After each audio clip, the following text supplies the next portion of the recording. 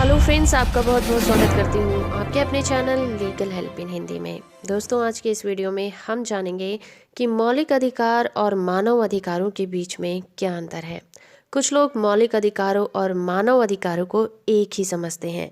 तो आज की इस वीडियो में ये कॉन्सेप्ट मैं क्लियर करूंगी कि मौलिक अधिकार मानव अधिकारों से किस तरह से अलग होते हैं। तो वीडियो को बीच में बिल्कुल भी स्किप मत करिएगा। चैनल को सब्सक्राइब नहीं किया है तो कर लीजिए। वीडियो अच्छा लगे तो आप इसे लाइक और शेयर भी जरूर करिएगा। भारत के संविधान में मूल अधिकार की कोई परिभाषा नहीं है।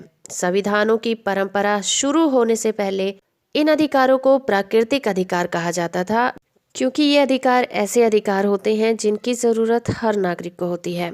शुरू में इन अधिकारों के जरिए से शासकों के ऊपर अंकुश रखने का प्रयास किया गया था। इंग्लैंड में मूल अधिकार वो अधिकार कहे जाते हैं जो कि बिल ऑफ राइट्स द्वारा जनता ने प्राप्त कर लिए हैं। अमेरिका और फ्रांस में इन अधिकारों को नैसर्गिक और जरूरी अधिकारों के रूप में स्वीकारा जाता है। इसी तरह से भारत में गोलकनाथ के मामले में इन अधिकारों को नैसर्गिक और जरूरी अधिकार मान लिया गया। भारतीय संविधान के भाग 3 में इन मूल अधिकारों के बारे में बताया गया है। ये अधिकार राज्य के खिलाफ व्यक्ति को संरक्षण प्रदान करते हैं। मानव अधिकार की परिभाषा मानव अधिकारों की सार्वभौमिक घोषणा में नहीं किया गया है।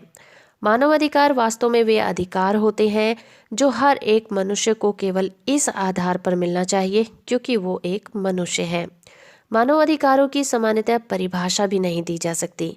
ये वो अधिकार होते हैं जो कि हमारी प्रकृति में ही अंतर्निहित होते हैं और आध्यात्मिक और आवश्यकताओं को संतुष्ट करने में सहायक भी होते हैं। मानव अधिकारों को मूल और नैसर्गिक अधिकार भी कहा जाता है क्योंकि ये वो अधिकार हैं जिन्हें किसी भी विधायिका या फिर सरकार के किसी भी काम के द्वारा नहीं छीना जा सकता। सभी मानव अधिकार मूल अधिकार नहीं होते हैं, लेकिन सभी मूल अधिकार मानव अधिकार होते हैं। मानव अधिकार उसे माना जाता है जो संयुक्त राष्ट्र चार्टर में और मानव अधिकार की सार्वभौमिक घोषणा में दिए गए हैं। मूल अधिकारों की तरह ही मानव अधिकार भी कुछ प्रतिबंधों के अंतर्गत होते हैं। मानव अधिकार के उल्लंघन पर अंतर्राष्ट्रीय कानून के अंतर्गत कार्यवाही भी की जा सकती है। मूल अधिकार के उल्लंघन में बनाई गई कानून को उच्चतम न्यायालय असंवैधानिक घोषित कर सकता है। मानव अधिकार मूल अधिकार से बहुत ज़्यादा बड़े होते हैं, जो अधिकार भारतीय संविधान के भाग 3 आर्टिकल 12 से लेकर 35 तक में दिए गए हैं।